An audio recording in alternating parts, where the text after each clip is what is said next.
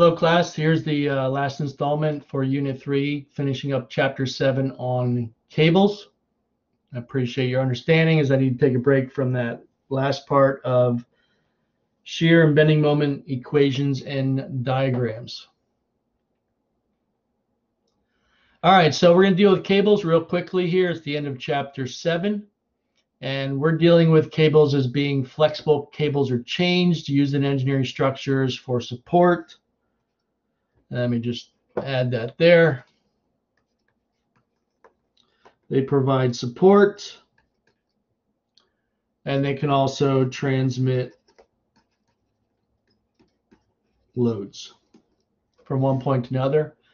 Suspension bridges are a huge thing. Obviously, cables, they form the main load-carrying elements of the structure.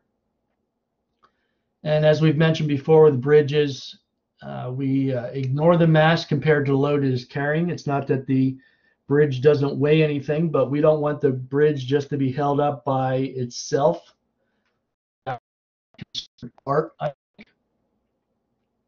So we would look at the external loadings in the cables and adjust based on the weight of the structure. Now, there are 3 situations where cables are subjected to loading.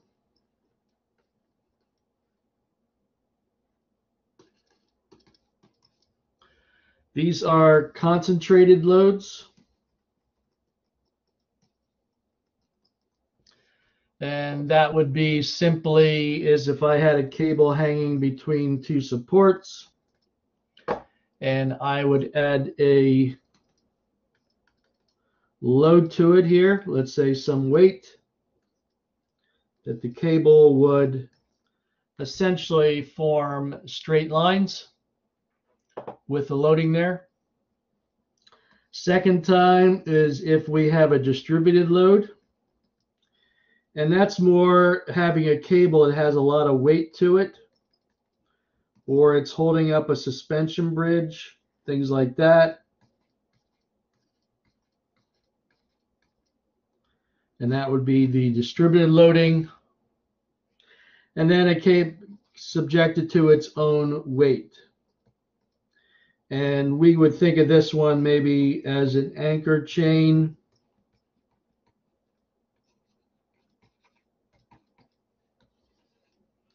That just, the links are very heavy, so it has its own weight that's creating the external loading.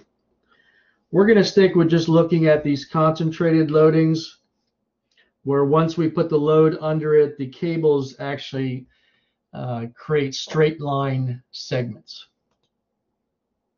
Okay. Now we have to have a few assumptions in here. And let me just add these to this with a better marker.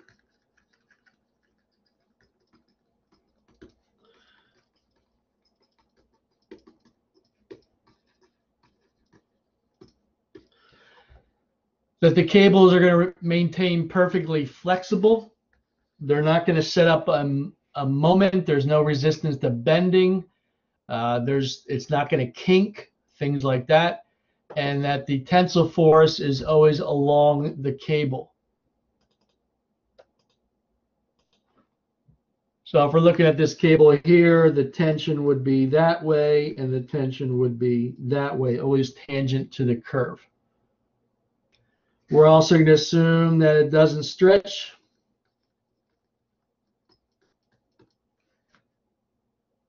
That it has a consistent length before and after. And we can treat it as a rigid body. Now we do that just for simplification.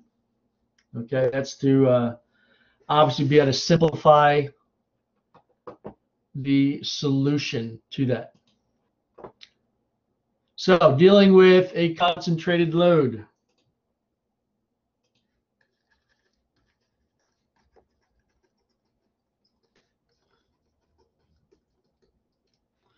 As I mentioned before, we could have a cable that's sort of hanging between 2 supports, A and B, and then once we add a loading to it or loads to it, we'll call it force 1 and we can call it force 2. that the cable between those supports is going to create straight line segments. Okay? Straight line segments. Now the reality is there's going to be a little bit of sag because there is a finite weight to each cable, so there might be a little sag in the middle of all these, but we're going to assume there isn't, just for easy solutions. Now looking at this, we have a number of unknowns. We're going to have the force of tension in the 3 segments.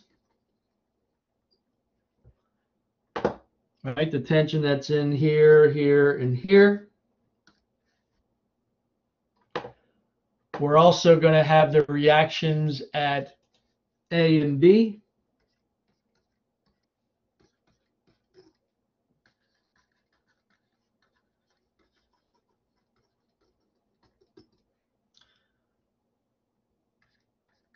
That's going to give us 4.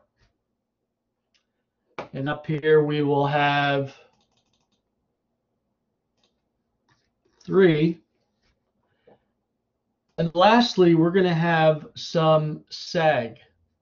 Now, sag would be measured, sag we measured at the distance here to here. And I'll just call it S1 and I'll call it S2.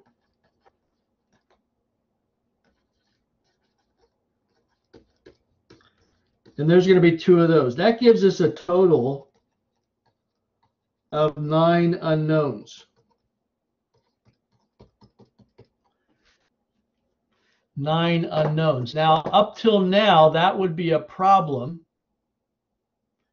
because the equations of equilibrium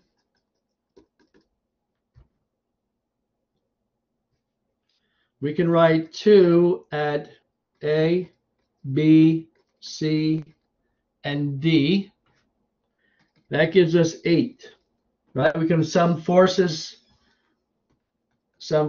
X, sum forces Y equal to 0 at those 4 points along the cable, and that would give us 8 solutions. But we need a 9th. We still need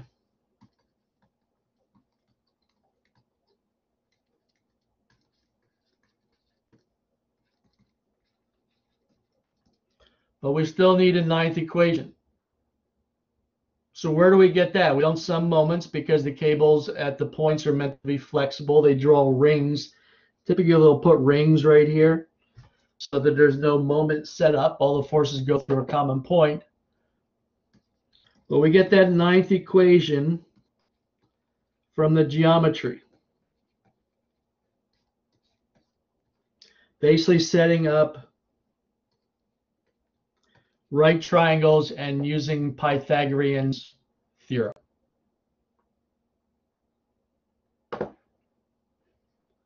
All right, so let me just write that here, concentrated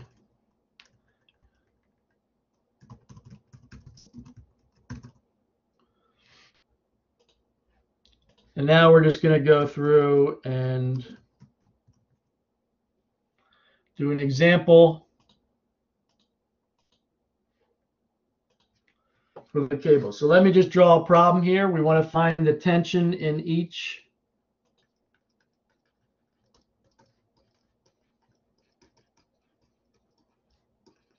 segment.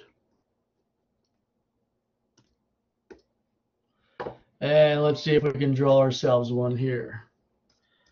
All right, we'll make that B. B is going to drop down to D, drop a little further to C, and then it comes back up here to A. Put some dimensions in here. Some loading, that's going to be 80 pounds. Loading there of 50 pounds. Some dimensions. Here to here is 3 feet. There to there is going to be 4 feet. And here to here is again 3 feet. We'll drop this distance, will be 5 feet.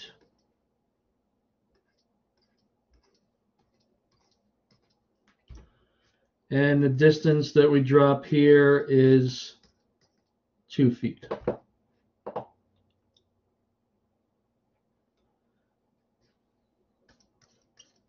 All right, so what's our solution method? We're going to jump back about a week or two, and we're going to use the method of joints at A, B, C, and D. But really, we're just going to do it about C and D because we don't want to know what's happening at the reaction. So we're going to basically start out with C and D and do method of joints. So let's start out at joint D. Why do I start there? Well, it's because I know something. I could have started at C, but I'm going to start out at D. All right, so equations equilibrium at the joints. And we're going to start out with joint D. Let me just draw that quick. I'll have 50 pounds down. And then I just have some dimension lines and cables. I'll have the force of tension there. That's basically going to be dB. And down here I can just call it CD. This will be at some angle theta, not sure what it is yet, but this is a 3/5. Draw it like that. So what I'm going to do is just sum forces. So sum force in the x equal to 0, positive to the right.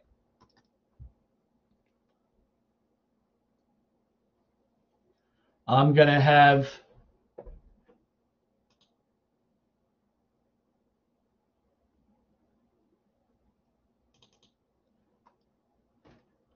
sorry, computer is doing its random scrolling again. I really don't understand what that is, but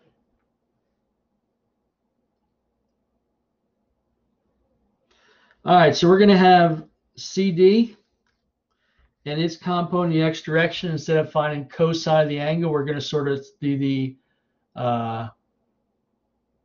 ratio of that. I'm sorry, D, that's dB, right? So BD, that'll be in the direction of 3 over the square root of 3 squared plus 5 squared. That's square root of 34. Minus DC cosine of theta. And that equals 0. And that's equation 1. Some forces in the y direction. BD or DB doesn't matter. Times 5 over square root of 34.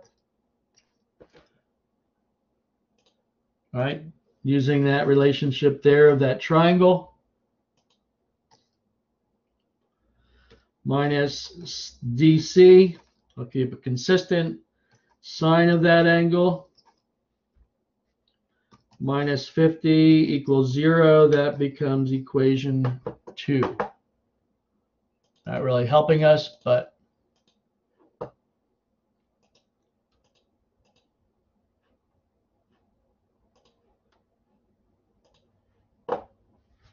right, let's move over to C.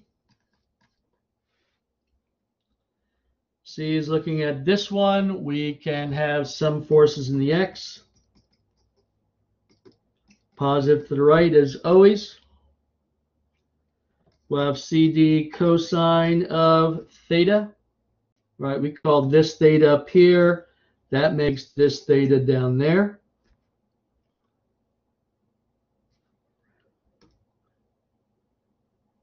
Minus CA cosine of, we're going to call that phi equals 0, and that'll be equation 3. So basically causing that phi. use theta on the one side, theta there, and then we're going to use phi when we get to here, and we can use phi if we have to go up here.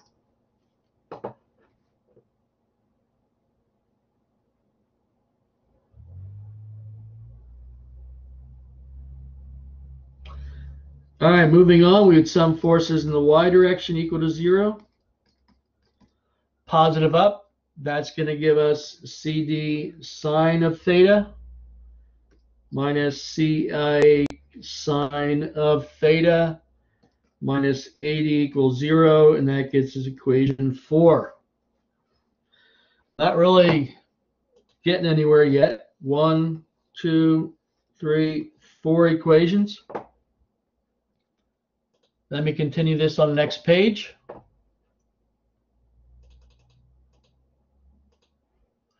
At this point, what are we going to do? Now we're going to start looking at the geometry.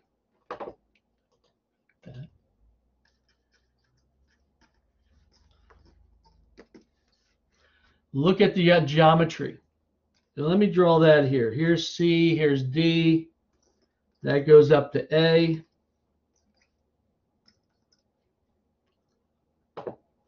We've used thetas, right? So we're going to start building some right triangles here.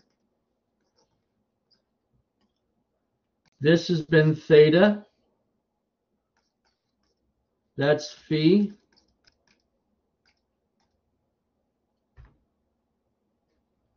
This becomes theta.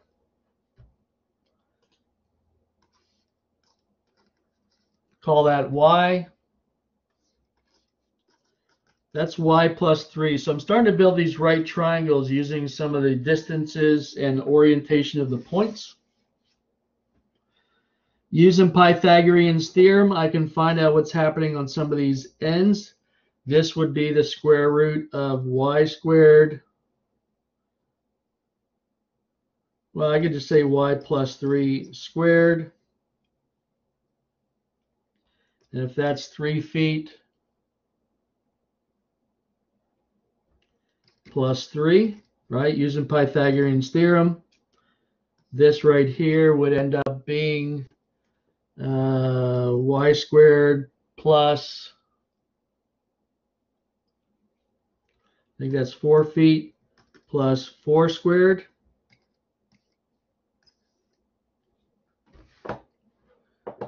And at this point, what we need to start using is the definitions of some trig functions. And that's looking at SO, CA, TOA. And we're really just using SO and CA, but there's TOA in there. So the sine and the cosine. So sine of theta is going to be the opposite over the hypotenuse. So that's going to equal y over y squared plus 4 squared, which is 16, right? That's up here. Cosine of theta is going to equal 4 over that y squared plus 16. And then we look at sine of phi and cosine of phi. Again, cosine and sine are things we put in ourselves. That'll be y plus 3 over the square root of y plus 3 squared plus 3 squared. That's that guy there. And the cosine will just be 3 over that same mess right there. Now, this example didn't work out so great. We basically have 8 equations with a bunch of unknowns, the angles, the y, plus the tensions. There's one more equation that we can use if we need to. That's to find the total length. Not sure if that's helpful or not, but the total length lets us get some of those individual segments. And anyway, if you go through there and sub those equations into your calculator to solve them simultaneously, you will get, and I'll just give these so you can have this as practice. CD is 43.7 pounds. BD or DB, 78.2. CA is going to be 74.7. We're going to find Y is 1.7 feet. And if we wanted to find the whole length, which is just basically finding all these segments, we would be 15.7. Probably my least favorite part of statics class is dealing with these cables, because it gets messy and you have a lot of equations at the end. Sometimes if you're given other information, you will be able to solve simpler because there's fewer equations to put together. But that gives you the process for solving those. So I'm just going to leave it nice and simple there.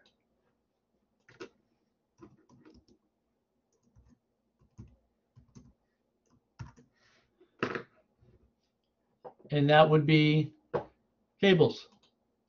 We're not going to do the cinch and coach, which are optional sections, much harder, much more messier math-wise. We're just going to be tested on this type of cable things for exam 3.